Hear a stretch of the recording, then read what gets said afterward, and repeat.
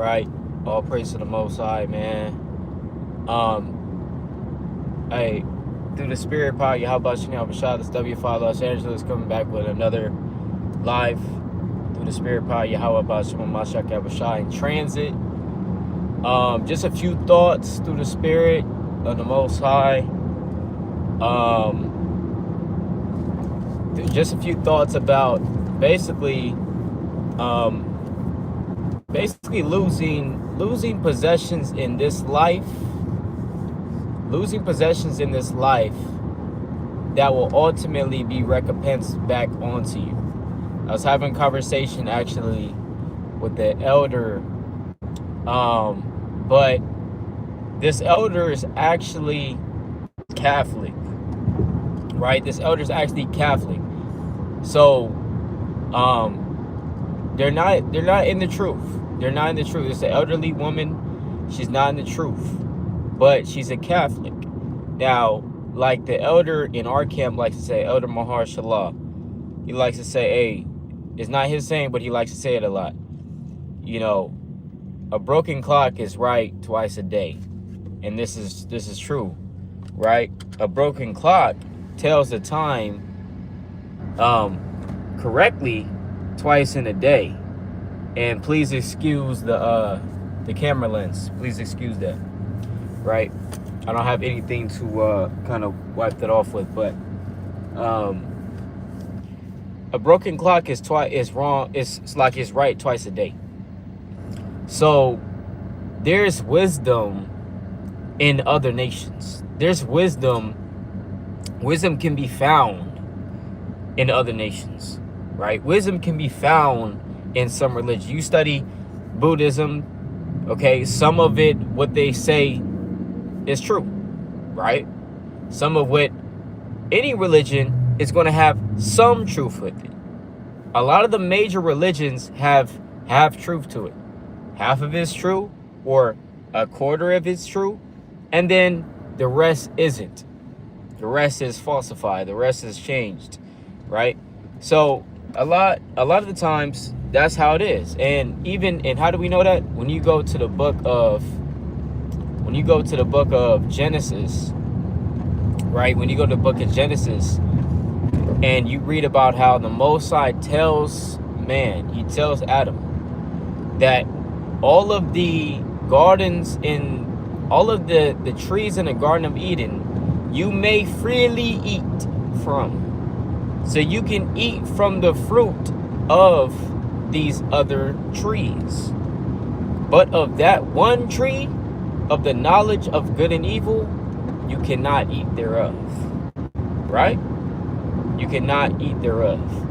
So that's basically what is what I'm saying with there is some truth to other religions. There's some truth to other nations.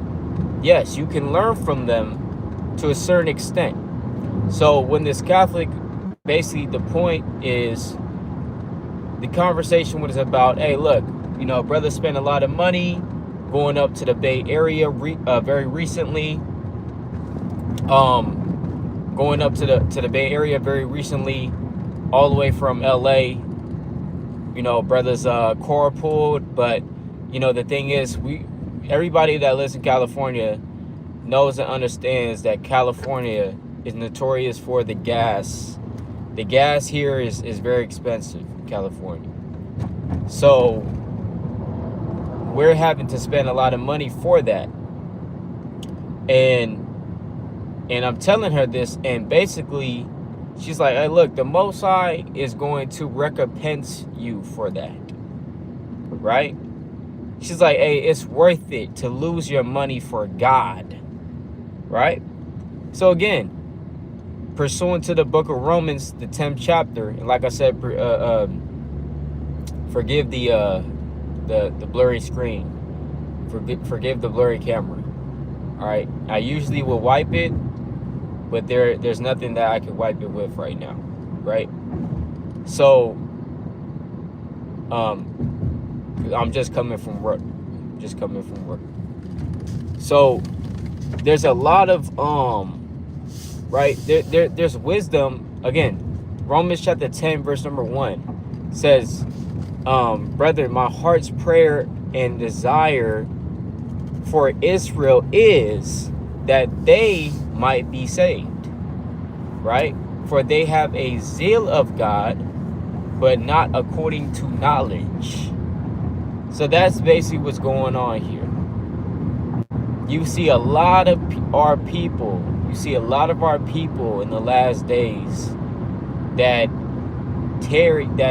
basically are very religious. They're very religious, but they don't know the truth. They know some, but their eyes aren't fully opened. Still blind in the darkness, right? So that's what's going on. And so when she said that, but again, she still was able to perceive that, hey, look, that is you doing this for the Most High. It's worth it to lose your money for the Most High, you know, right? And that remind me of a multiplicity of scriptures, right? One of them being Matthew 5.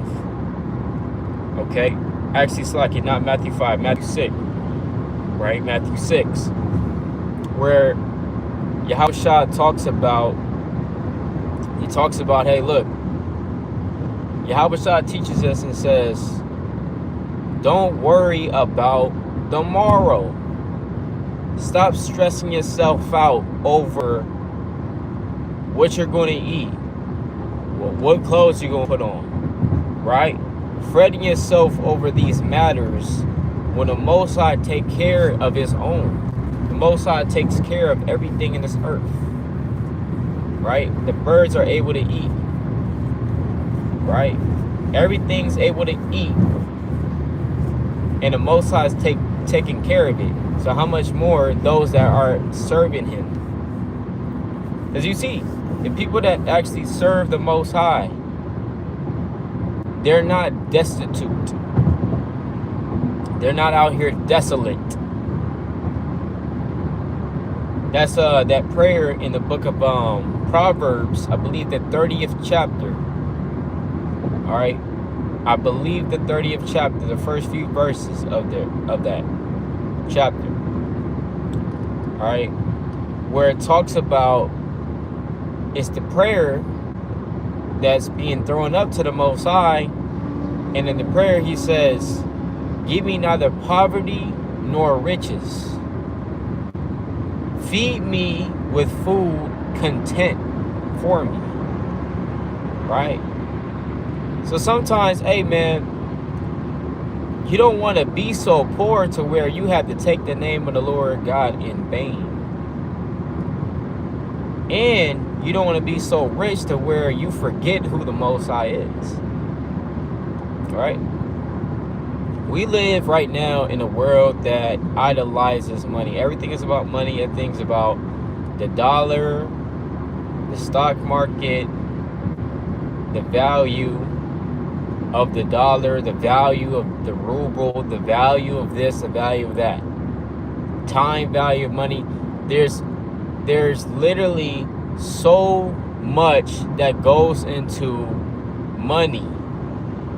It's so complicated, right, that you literally can get a degree in studying it at a university, right?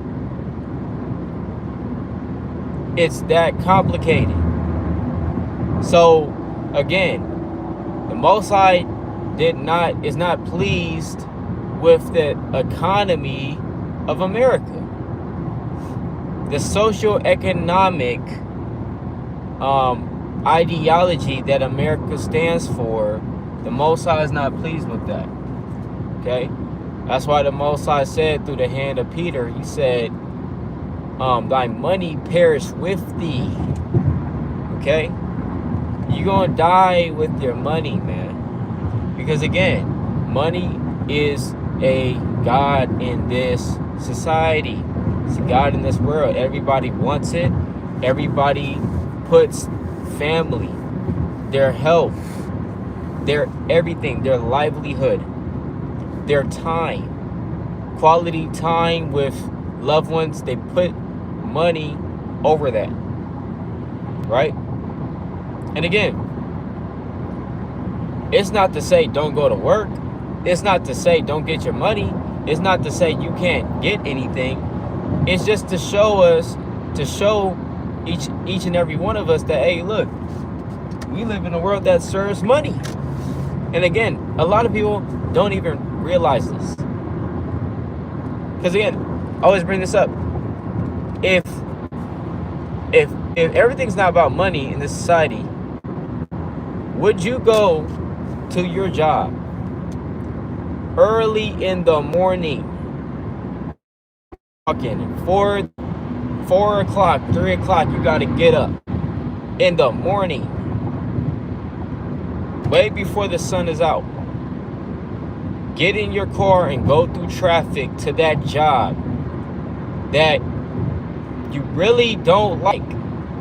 And would you be in there working hard for 8 to 12 hours a day if it was all for free? If you weren't getting any type of money out of it, you wouldn't do that. So it shows you that this money is nothing, man. These jobs are nothing. This money is nothing. It's just a means to get by. It's just a means of getting what you need. Because this system has created, it's a system that has been created to where if you don't have it, you can't eat. So we have to look for that precept. Where did the Most High ordain that for man, that he has to make money in order to even eat? Now we know that and understand that one of the curses that was placed upon the man was that in the sweat of his brow he shall eat bread, right? And that he shall have trouble with the earth. He has to toil, he has to work now, right? So yes, of course, yeah, man is ordained to work. Man is ordained to toil in the field, right? In labor, right? Because the Lord did also say, if you don't work, you don't eat. But what I'm more so talking about is, where did the Most High want to ordain for people to have and to spend their whole life, mind you, your whole life until you're 65, 70, 80 years old, and you're still having to work to get paper money just to live in a place that's run down, that's not even, again, a place to where you're subject to dangers, you're subject to eminent domain, you're subject to all of this stuff. This is not exactly how it should be, right? This is not how the Most High ordained it to be, man, right? So just a reminder, just a few thoughts on that. You know, going back to the initial point was that, hey, look, if you're doing this for the Most High, man, we have to have faith that the Most High is going to recompense us for that.